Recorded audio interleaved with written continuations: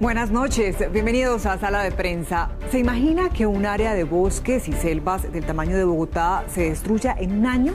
Pues eso fue lo que pasó en Colombia en el 2019, según la Policía Nacional. Fueron 158.894 las hectáreas destruidas por quienes se dedican a los cultivos ilícitos, a la minería ilegal y a la explotación de la madera, entre otros. Ni los parques nacionales se salvan. Por ejemplo, el de Tinigua, ubicado en la serranía de la Macarena, es el más afectado con 6.527 hectáreas deforestadas. Según las autoridades, son 12 las zonas afectadas por la deforestación y 6 los parques nacionales naturales golpeados por este fenómeno que no se detiene lamentablemente. Bien, para hablar de este doloroso panorama, está con nosotros Rodrigo Botero. Él es director de la Fundación para la Conservación y el Desarrollo Sostenible. Buenas noches, director, bienvenido. Buenas noches, Daniela. Muchas gracias.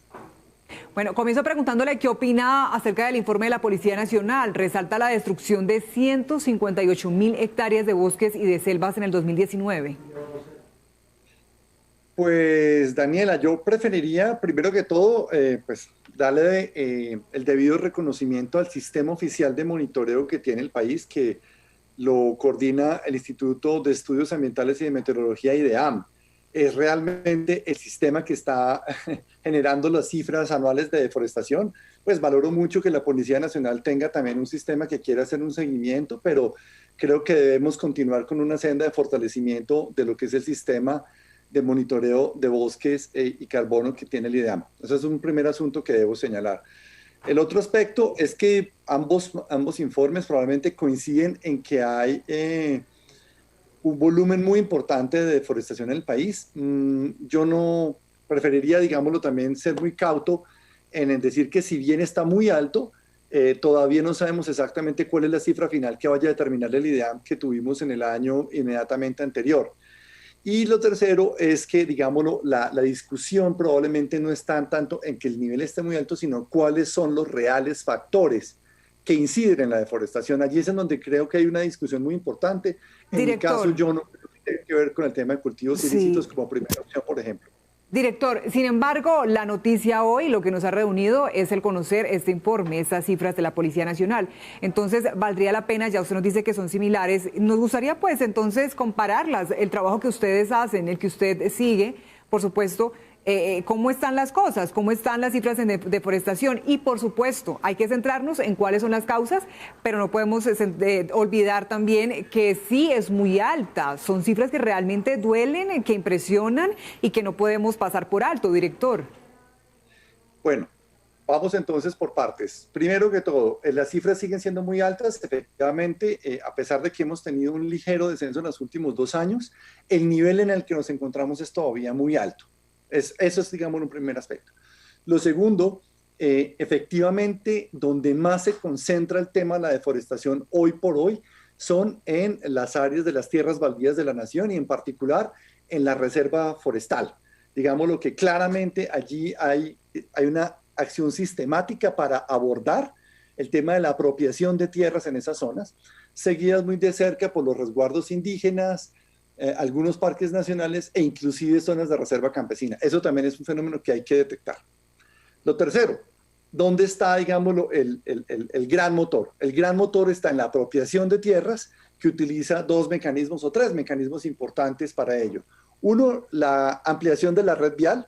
Lo segundo, la implementación de sistemas ganaderos que consolidan ese tipo de apropiación. Y lo tercero, la utilización en algunas zonas de economías ilegales, como por ejemplo la de la minería ilegal o algunos casos de la coca, para lavar dineros a través del tema de apropiación de tierras. Ahora, esto no quita, Daniela, que el motor fundamental, independientemente de las economías ilegales conocidas como el de la minería y la coca, el gran motor está en el movimiento de tierras, en el negocio de las tierras informales que hay hoy por hoy en el país. Explíquenos ese negocio, qué es lo que pasa y en qué regiones se concentra esta modalidad, así. Perfecto, Daniela. Primero que todo, es importante recordar que Colombia tiene una de las últimas fronteras agropecuarias disponibles en el mundo, que hoy por hoy, en virtud, por ejemplo, de la moratoria que existe de la vainilla en Madagascar o de la moratoria de palma africana en Indonesia, claramente en Latinoamérica se están identificando esos últimos reductos que existen de tierras para el tema de agronegocios. Ese es un primer aspecto. Entonces, hay una presión internacional comercial sobre tierras disponibles. Segundo, áreas con baja gobernabilidad se encuentran básicamente desde el Chaco paraguayo y boliviano hasta Yucatán en México. Están claramente identificadas y son áreas en donde hay comunidades indígenas, comunidades rurales campesinas, áreas de protección y reservas forestales. En general, esa condición de baja gobernabilidad, ¿qué es lo que implica, Daniel? Y eso está claramente documentado, que hay procesos de acaparamiento en donde a través de información privilegiada, de donde se van a desarrollar, por ejemplo, proyectos de infraestructura. Dos, a través de la penetración en gobiernos regionales y locales. O tres, definitivamente a través de la utilización de grupos, también al margen de la ley, se hacen estos procesos de depredación y de apropiación de la tierra, en donde la deforestación es el efecto de la apropiación, no es el factor en sí. Es decir, la utilización de la madera hoy por hoy no es el eje central de la deforestación, es la tierra que queda después de que se quitan los árboles. ¿Y por qué? Pues porque viene precisamente en los próximos años una bonanza muy importante de inversiones en búsqueda no solamente del tema de agronegocios, también están expectativas de desarrollo de infraestructura o expectativas de desarrollos de proyectos mineroenergéticos. En ese sentido, y tú lo ves, pasa de la misma manera en el Brasil, en el Perú, en el Ecuador, en Colombia o en Centroamérica. Hoy por hoy, por eso se presionan estas zonas que son las de tradicionalmente más baja gobernabilidad en estos países. Esa bonanza de la madera, director, también se registra en la Amazonía, porque perdón, tiene toda la razón, pero esa razón también se registra en la Amazonía, porque esta región es una de las más golpeadas por la deforestación. Claro, Daniela, muy exacto. Ahí es donde está el punto. Son las tierras de más fácil acceso, de más bajo costo. O sea, es casi imposible que no haya un negocio hoy por hoy que sea rentable cuando el único costo de acceder a la tierra sea tumbar los árboles, ¿cierto? Quemarlos y poner o unas 3 vacas o un pasto, ¿cierto? Para acceder a grandes cantidades de tierra. Y posteriormente que pueden ser llenadas con grandes cantidades de ganado. Te doy el ejemplo. En los últimos 5 años, más de 800.000 cabezas de ganado nuevas han entrado en ese borde de deforestación amazónica que tiene 300.000 hectáreas.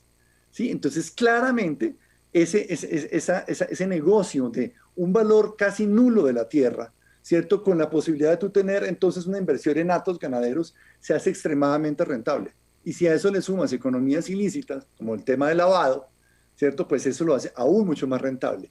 Y si tienes una expectativa de que haya inversión pública después a través de, por ejemplo, desarrollos viales que en este momento son muy poderosos por efecto también de la implementación del acuerdo de paz, en donde las necesidades locales de muchas comunidades también sirven a veces de sombrilla para este tipo de intereses en donde los desarrollos de infraestructura conectan estas zonas que entran al mercado.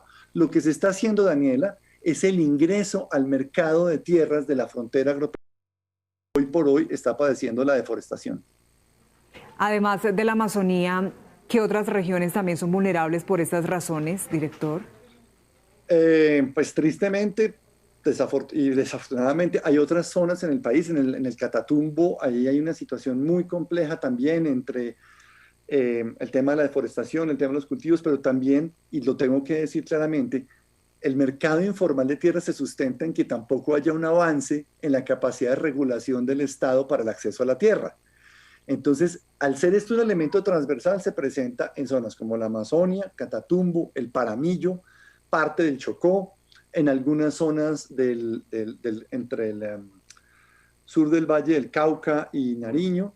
Digamos que hay unas zonas muy concentradas en donde además hay grandes núcleos de población vulnerable, Daniela, que son utilizadas como mano de obra, ¿cierto? Y además con una sombrilla social, utilizando su vulnerabilidad, sus necesidades, en donde los grandes grupos de inversión hoy por hoy están haciendo ese proceso de acumulación de tierras que se ve expresada en la deforestación. Otro de los factores lamentables que se une a esta cadena. Director, a propósito, ¿qué pasó con los incendios que iniciaron hace unos meses en el Amazonas brasileño? Bueno, pues en este momento los tenemos en Colombia, Daniela. en este momento los tenemos en Colombia. Yo debo decirte, pues estuve las últimas 2 semanas recorriendo varias de estas zonas del arco de deforestación amazónico y en parte de la Orinoquia, y estamos en un momento en el cual en las últimas ha habido numerosos incendios de cobertura vegetal. Yo no les digo, digámoslo, forestales, porque son ya de árboles que se han tumbado, ¿cierto? Para precisamente hacer este proceso de cambio de uso del suelo y de la apropiación. Entonces, muchísimas zonas de las que se deforestaron en ese gran nivel, veremos cuál es la cifra, pero ya fueron quemados. De hecho, la semana pasada, te puedo decir algo, a más o menos 600 pies de altura, que es como 200 metros sobre el nivel del suelo, era tal la cantidad de humo, Daniela, que no se veía el suelo. O sea, de lo que se ha logrado quemar, por ejemplo, en zonas como Cartagena del Chairá y San Vicente del Caguán, ¿sí? Una semana antes, en áreas como la Macarena o en el mismo Mapiripán, ¿sí? En las zonas como el Guaviare, en la región entre Calamar y Miraflores, el nivel de incendios fue absolutamente impresionante, y eso nos está indicando lo que los dos informes, tanto el IDEAM como el que usted señala de la policía, y es que el nivel de deforestación está supremamente alto, a pesar de todos los esfuerzos que se hacen en el país para tratar de ir haciendo una transición a un modelo diferente de acceso a tierras y de usos del bosque. Director Rodrigo, y además de ese daño impresionante que le hacen a nuestros bosques, a nuestra zona vegetal, ¿de qué manera también las comunidades de estas zonas terminan siendo afectadas? Pues, Daniela, imagínate que Colombia es de los pocos países de América que todavía no tiene bien desarrollado su sistema de manejo forestal comunitario. Digamos lo que esto se ha iniciado y hay que resaltarlo. En estos últimos años, durante este gobierno, ha habido un cambio importantísimo alrededor de esto, porque se ha generado el marco jurídico para el acceso en áreas de reserva forestal por parte de comunidades locales. Entonces, ¿qué es lo que estamos diciendo, Daniela? Las zonas que nos quedaban como país, que están destinadas principalmente como baldíos de la nación, para que comunidades vulnerables, en particular las campesinas, pudieran acceder al manejo sostenible del bosque, hoy por hoy se están quedando sin bosques y se están quedando sin tierra, precisamente porque un pequeño grupo de acumuladores está haciendo esa labor de destrucción y de acaparamiento. Le quería preguntar sobre eso, pues son varios factores, veíamos varias acciones ilegales que están afectando, aportando a esa deforestación, pero ¿quién finalmente está detrás de este daño? Pues Daniela, aquí hay digamos lo que sería fácil tratar de decir, no, es que, por ejemplo, es la disidencia o es el narcotráfico o es siempre un actor ilegal. Y yo creo que aquí desafortunadamente hay una confluencia de actores de diferente tipo.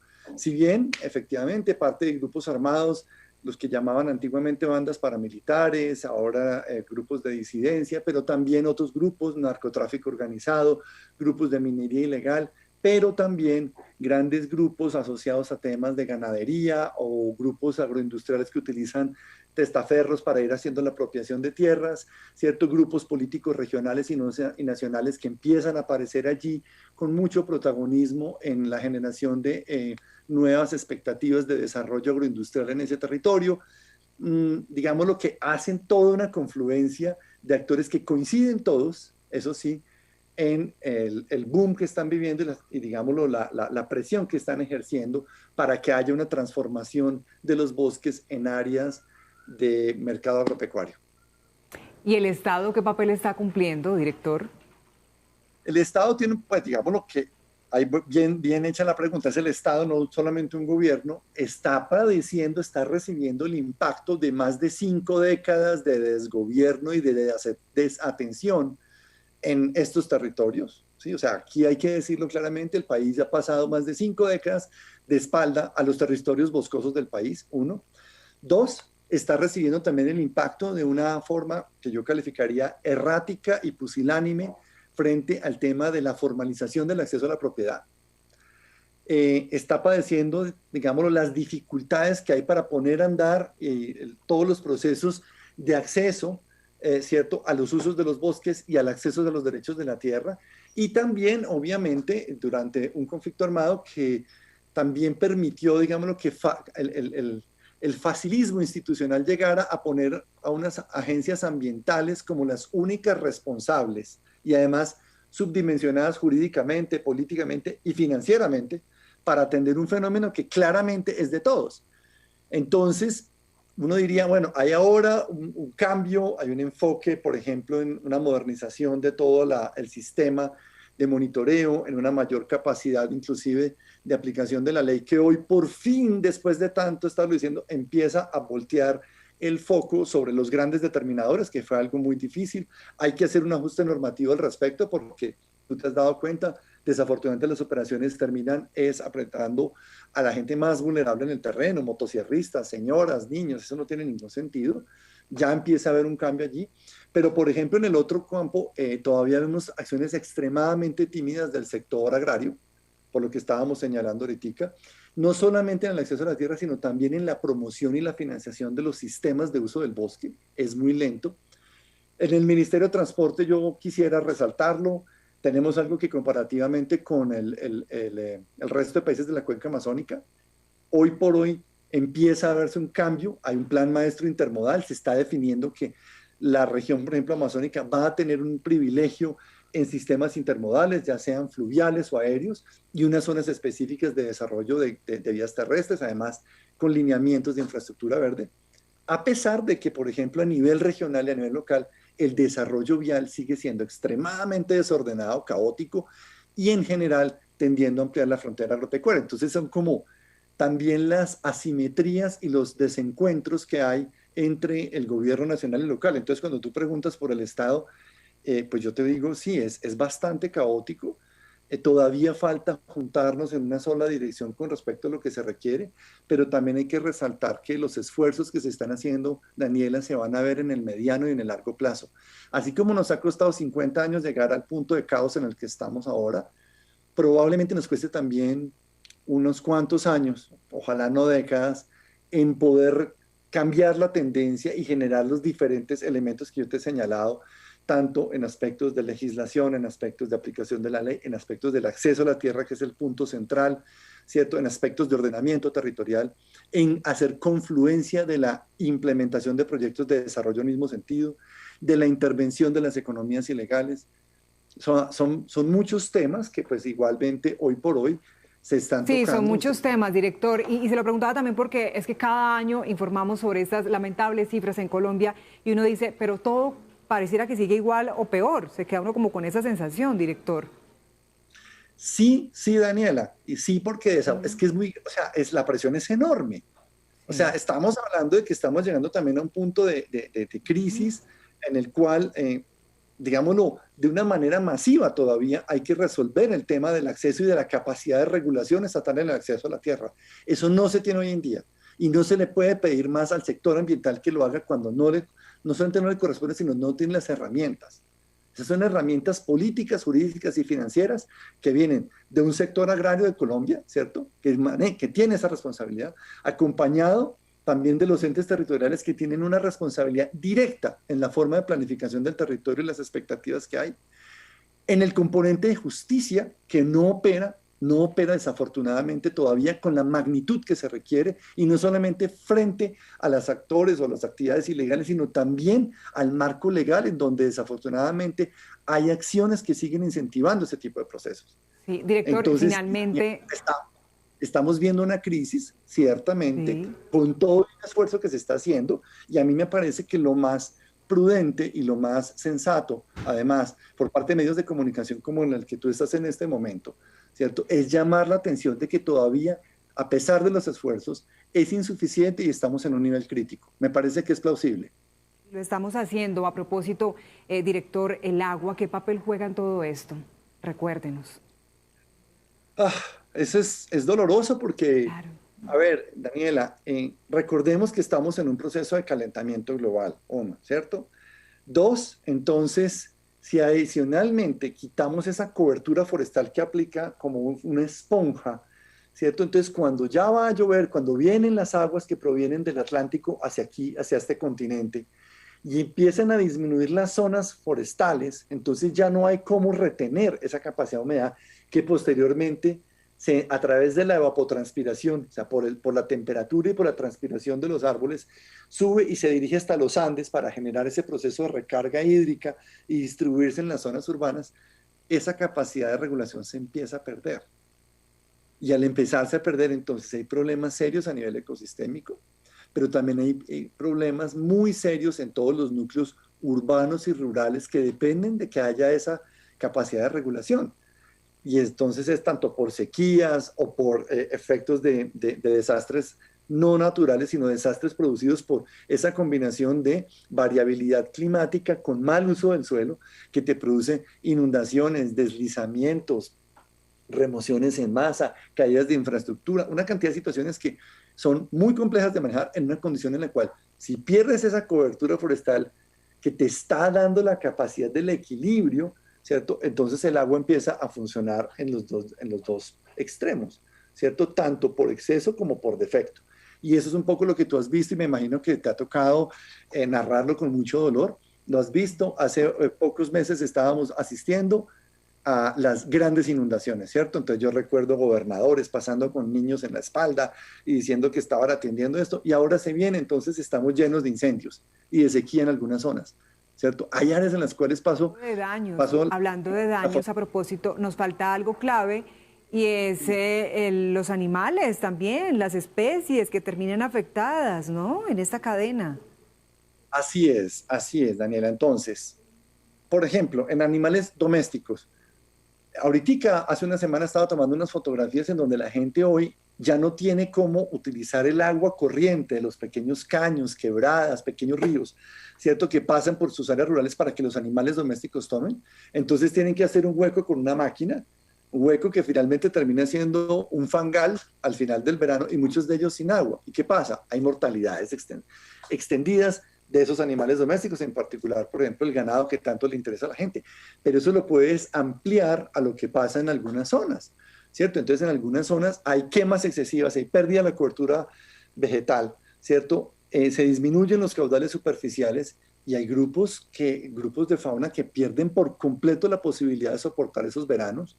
Entonces, ahí hay una confluencia entre el factor climático, el cambio en el uso del suelo, los incendios. Ha pasado en algunas zonas de la Orinoquia, ¿cierto? En primates, en los micos, ¿cierto? En algunos grupos de mamíferos intermedios, en chigüiros, en otros animales, en los cuales en ciertas áreas críticas o quedan chamuscados por las quemas, además indiscriminadas, porque el tema de quemas indiscriminadas es fatal.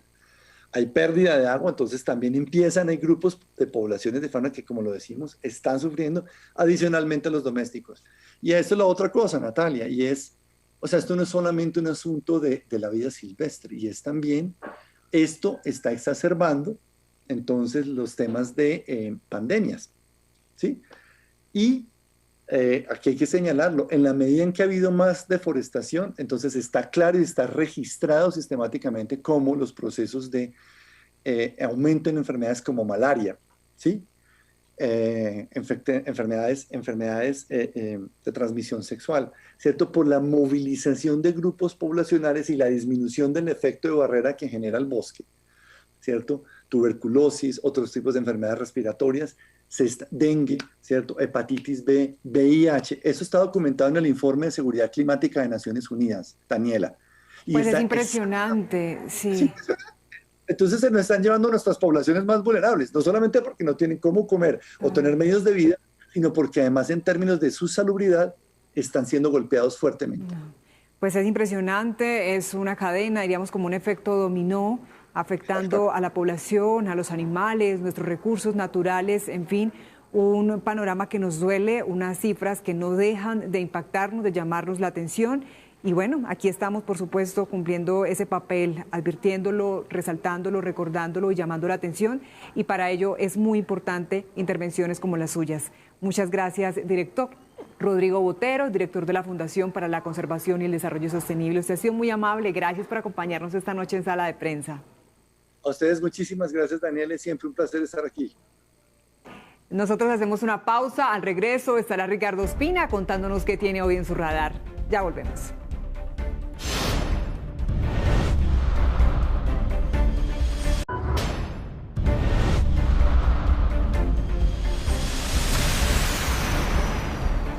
Ya estamos de regreso, gracias por estar conectado con nosotros. Somos Sala de Prensa de Noticias Caracol Ahora y ya está Ricardo Ospina para contarnos qué tiene hoy en su radar. Ricardo, buenas noches.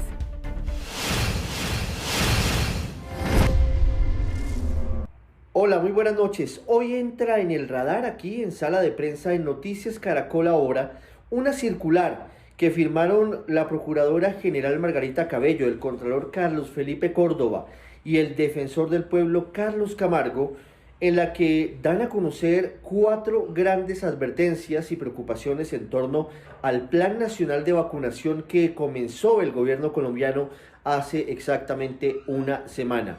Resumiendo, las 4 preocupaciones de los entes de control son las siguientes. La primera tiene que ver con las deficiencias y la insuficiencia del sistema de refrigeración para las vacunas de Pfizer y BioNTech, que deben tener una temperatura de menos 70 grados Celsius para que sean útiles.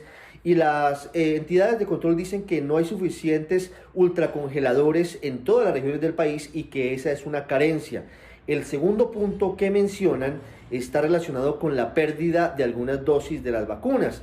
Y si bien admiten que es posible que haya consideraciones técnicas que hacen que esto sea normal y perfectamente posible, como se ha venido diciendo, lo que no se puede permitir, dicen la Procuraduría, la Contraloría y la Defensoría del Pueblo, es que esto se normalice, porque podría ser un boquete a través del cual se puede dar la pérdida de una muy importante cantidad de las vacunas, de los biológicos contra el COVID-19. El tercer punto es muy importante porque habla de problemas que hay en las bases de datos de los vacunados, habla de fallas en el sistema PyWeb y PyWeb 2.0, habla de dificultades en la forma en la que se está tomando el registro de las personas que han sido vacunadas y dice que se debe requerir con urgencia la unificación de la forma en la que se está adelantando este proceso.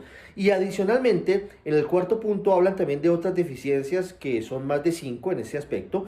Una de ellas dice que no hay una adecuada disposición de los desechos luego del plan de vacunación, pero además dice que no hay una efectiva situación de agendamiento de la segunda cita para las personas que ya han tenido la aplicación de la primera dosis de la vacuna contra el COVID-19. Dice la Contraloría que es normal, además de la Procuraduría y Defensoría del Pueblo, que ocurra esto porque es un procedimiento que está en pleno desarrollo, pero dicen que está dentro de sus funciones la necesidad de no permitir que se vuelvan laxas las decisiones porque está en juego el plan de vacunación para todos y por eso deben tomarse las medidas que hoy dieron a conocer por parte de los entes de control.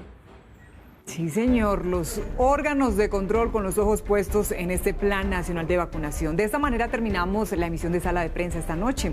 A ustedes gracias por conectarse con nosotros. Ya viene Signo Pesos. Que descansen.